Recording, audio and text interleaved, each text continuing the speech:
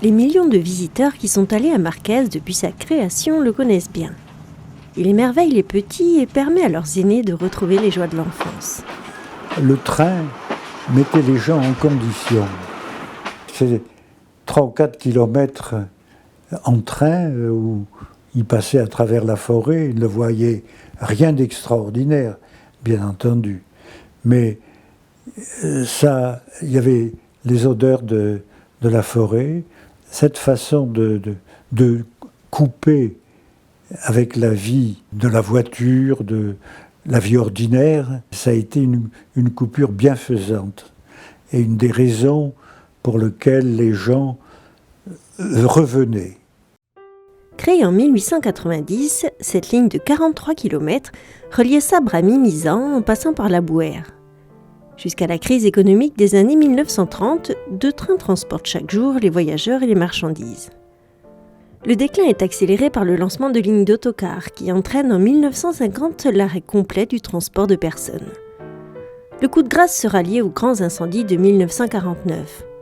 L'abattage rapide des pins brûlés entraîne en effet la raréfaction du bois et en conséquence la fermeture des usines des environs. Le dernier train de marchandises passe à Marquès le 1er juillet 1969. Mais cet arrêt n'est que de courte durée.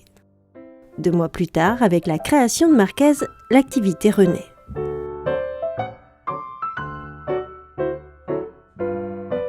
Dès le début, c'était une association de bénévoles, l'association bordelaise des Amis des chemins de fer réels et modèles, qui a remis en circulation ce train, et dès le début, ça a été le seul moyen d'accès.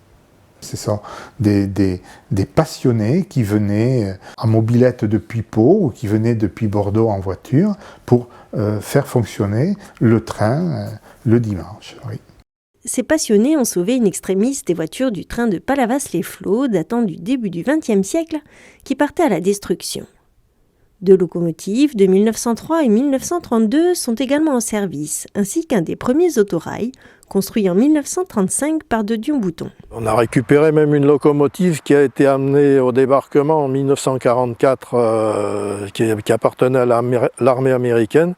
Bruno Liénard, bénévole de l'association, conduit alors les locomotives tous les week-ends avant d'être embauché en 1976. Une carrière sur les rails, c'est une montagne d'anecdotes à raconter qui sont parfois salissantes. La ligne, elle avait plus de trafic que certaines lignes SNCF. Il y a des pannes idiotes, embêtantes. Il y a eu des fois où je me demandais, en me couchant le soir, comment j'allais faire tourner les trains le lendemain. Il y a eu des réparations à faire dans les chaudières. C'était souvent le lundi matin, j'avais des réparations à faire. Vous voyez, quand on arrive avec un bleu propre, à 10h du matin, le lundi, on est noir de la tête aux pieds. Même le slip était noir parce que c'est fin, la poudre la suie de charbon. Le trajet est court et pourtant, aucun voyage ne se ressemble. On connaît la ligne par cœur, mais il y a toujours quelque chose. Moi, j'aimais bien regarder les nuages. On essaye de détecter le chevreuil qui va passer. J'ai vu une tortue un jour traverser la voie. L'anecdote que je raconte pas souvent, c'est que j'ai failli laisser partir le train tout seul. J'étais en train de désherber. Les rampes d'arrosage sous le wagon, il y en a une qui s'est bouchée.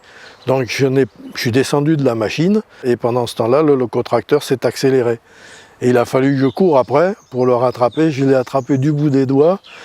Je peux vous dire que si le train était parti tout seul, il allait dérailler après Marquès, j'aurais eu des comptes à rendre.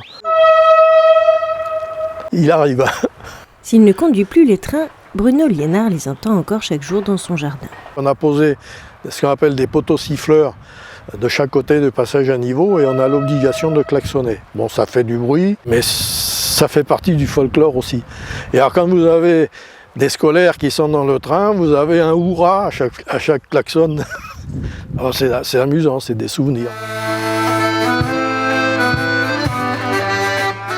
Durant sa carrière, Bruno Liénard aura parcouru 800 000 km sur cette ligne et transporté 2,5 millions de passagers. Pour lui, comme pour des dizaines d'autres, animateurs, historiens, charpentiers, conservateurs, Marquès a été l'aventure d'une vie de passion, une vie d'échange, une vie de fierté enfin, d'avoir contribué, chacun à leur manière, à réenchanter ces lieux.